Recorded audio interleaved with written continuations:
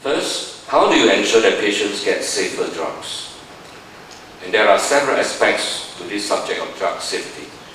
One is the well-known problem of counterfeit and illegal health products. While we are doing our best to ensure public access to safe medicines, there are dishonest and unscrupulous syndicates aiming to profiteer from counterfeit and illegal health products.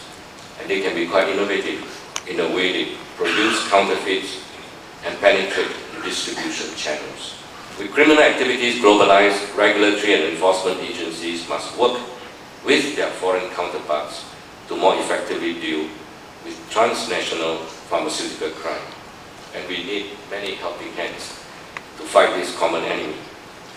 Individual consumers too must play their part by not buying medicines from dubious sources, especially from the internet. Second, how do we ensure that patients get better drugs? This, of course, comes under the purview of the pharmaceutical companies. Commercial interests will drive them to invest in R&D and drug discovery. Our job is to respect their intellectual property rights so that they get a fair return on their R&D investments. But I think we have an added duty to facilitate their work so that new drugs can be brought to market quickly and efficiently once their safety and efficacy have been proven. This will save costs for the manufacturers, which we hope they will pass on to their consumers.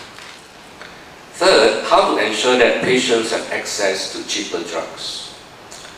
Now this is the trickiest area. In healthcare, progress in medical technology has almost always resulted in rising healthcare costs. New drugs, therapies and screening tests are not always more cost-effective than existing ones. Our focus should be on increasing value for our patients by achieving a greater health outcome per dollar spent.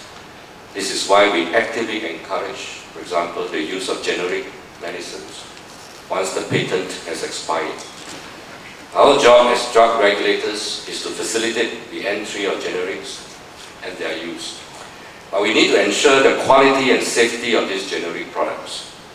As the capacity of drug regulators in different countries can vary due to resource constraints, it can only be beneficial for our patients if drug regulators work closely together to share information. For example, drug regulators can identify reference agencies that you trust and can rely on for various aspects of regulatory decision-making.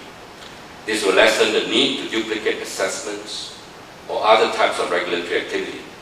Through such information and work sharing, your people will be able to access safe and high-quality medicines faster.